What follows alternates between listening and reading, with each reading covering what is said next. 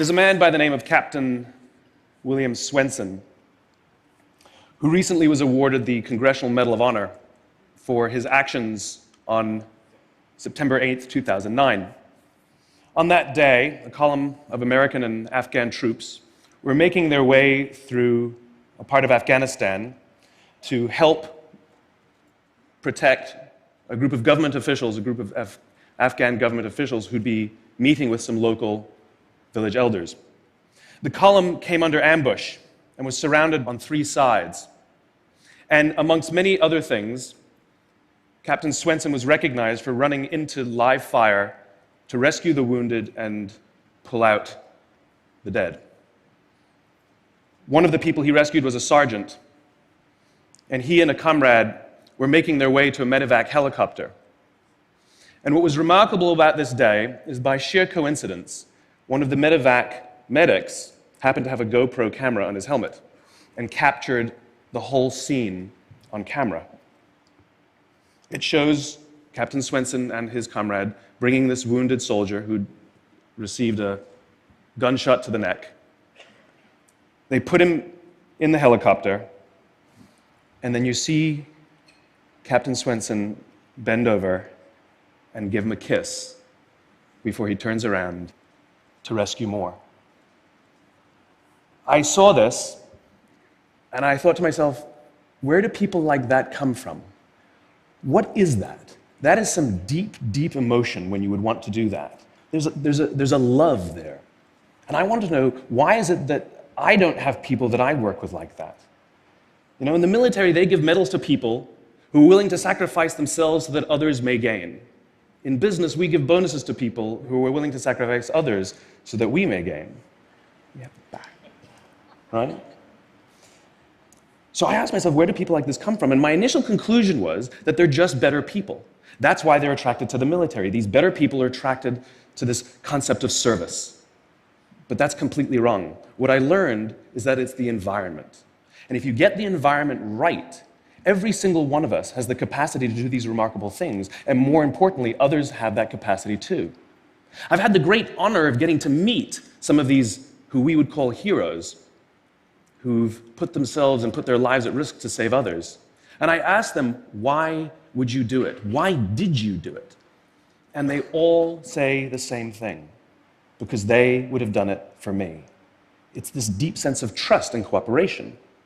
So trust and cooperation are really important here. The problem with concepts of trust and cooperation is that they are feelings, they're not instructions. I can't simply say to you, trust me, and you will.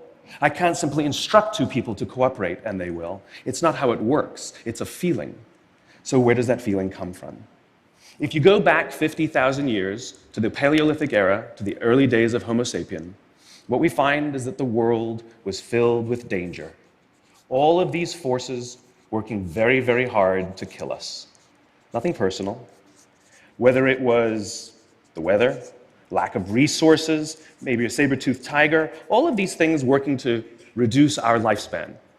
And so we evolved into social animals, where we lived together and worked together in what I call a circle of safety, inside the tribe, where we felt like we belong. And when we felt safe amongst our own, the natural reaction was trust and cooperation. There are inherent benefits to this. It means I can fall asleep at night and trust that someone from within my tribe will watch for danger.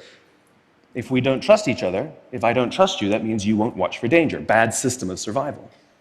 The modern day is exactly the same thing. The world is filled with danger, things that are trying to frustrate our lives or reduce our success, reduce our opportunity for success. It could be the ups and downs of an economy, the uncertainty of the stock market. It could be a new technology that renders your business model obsolete overnight. Or it could be your competition that is sometimes trying to kill you. It's sometimes trying to put you out of business, but at the very minimum is working hard to frustrate your growth and steal your business from you. We have no control over these forces. These are a constant, and they're not going away. The only variable are the conditions inside the organization. And that's where leadership matters, because it's the leader that sets the tone. When a leader makes the choice to put the safety and lives of the people inside the organization first, to sacrifice their comforts and sacrifice the tangible results so that the people remain and feel safe and feel like they belong, remarkable things happen. I was flying on a trip, and I was witness to an incident where a passenger attempted to board before their number was called. And I watched the gate agent treat this man like he had broken the law, like a criminal. He was yelled at for attempting to board one group too soon. So I said something. I said, why do you have to treat us like cattle? Why can't you treat us like human beings? And this is exactly what she said to me. She said, "Sir, if I don't follow the rules, I could get in trouble or lose my job." All she was telling me is that she doesn't feel safe. All she was telling me is that she doesn't trust her leaders. The reason we like flying Southwest Airlines is not because they necessarily hire better people, it's because they don't fear their leaders. You see, if the conditions are wrong, we're forced to expend our own time and energy to protect ourselves from each other. And that inherently weakens the organization. When we feel safe inside the organization, we will naturally combine our talents and our strengths and work tirelessly to face the dangers outside and seize the opportunities. The closest analogy I can give to what a great leader is, it's like being a parent. If you think about what being a great parent is, what do you want? What makes a great parent? We want to give our child opportunities, education, discipline them when necessary, all so that they can grow up and achieve more than we could for ourselves. Great leaders want exactly the same thing. They want to provide their people opportunity, education, discipline when necessary, build their self-confidence, give them the opportunity to try and fail, all so that they could achieve more than we could ever imagine for ourselves. Charlie Kim, who's the CEO of a company called NextJump in New York City, a tech company, he makes the point that if you had hard times in your family, would you ever consider laying off one of your children? We would never do it. Then why do we consider laying off people inside our organization? Charlie implemented a policy of lifetime employment. If you get a job at NextJump, you cannot get fired for performance issues.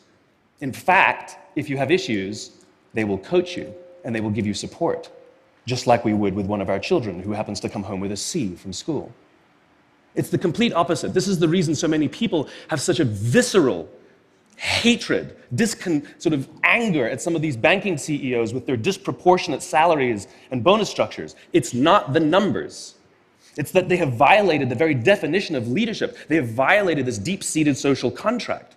We know that they allowed their people to be sacrificed so that they could protect their own interests. Or worse, they sacrificed their people to protect their own interests. This is what so offends us, not the numbers. Would anybody be offended if we gave a $150 million bonus to Gandhi? How about a $250 million bonus to Mother Teresa? Do we have an issue with that? None at all. None at all.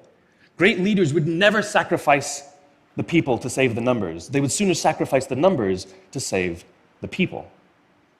Bob Chapman, who runs a large manufacturing company in the Midwest called Barry Waymiller, in 2008, he was hit very hard by the recession, and they lost 30% of their orders overnight. Now, in a large manufacturing company, this is a big deal, and they could no longer afford their labor pool. They needed to save $10 million. So, like so many companies today, the board got together and discussed layoffs. And Bob refused. You see, Bob doesn't believe in head counts.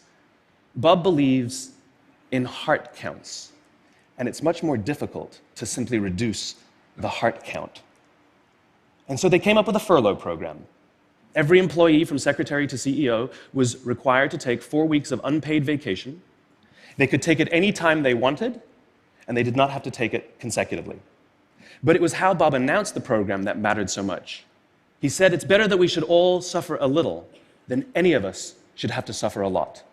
And morale went up. They saved $20 million.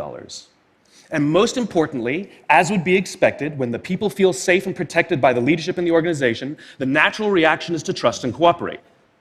And quite spontaneously, nobody expected, people started trading with each other. Those who could afford it more would trade with those who could afford it less. People would take 5 weeks so that somebody else only had to take 3. Leadership is a choice. It is not a rank. I know many people at the senior-most levels of organizations who are absolutely not leaders. They are authorities, and we do what they say because they have authority over us, but we would not follow them. And I know many people who are at the bottoms of organizations who have no authority, and they are absolutely leaders. And this is because they have chosen to look after the person to the left of them, and they have chosen to look after the person to the right of them. This is what a leader is. I heard a story of some Marines who were out in theater, and as is the Marine custom, the officer ate last, and he let his men eat first. And when they were done, there was no food left for him. And when they went back out in the field, his men brought him some of their food so that he may eat. Because that's what happens. We call them leaders because they go first. We call them leaders because they take the risk before anybody else does. We call them leaders because they will choose to sacrifice so that their people may be safe and protected, and so their people may gain. And when we do, the natural response is that our people will sacrifice for us. They will give us their blood and sweat and tears to see that their leader's vision comes to life. And when we ask them, why would you do that? Why would you give your blood and sweat and tears for that person? They all say the same thing. Because they would have done it for me. And isn't that the organization we would all like to work in? Thank you very much. Thank you. Thank you.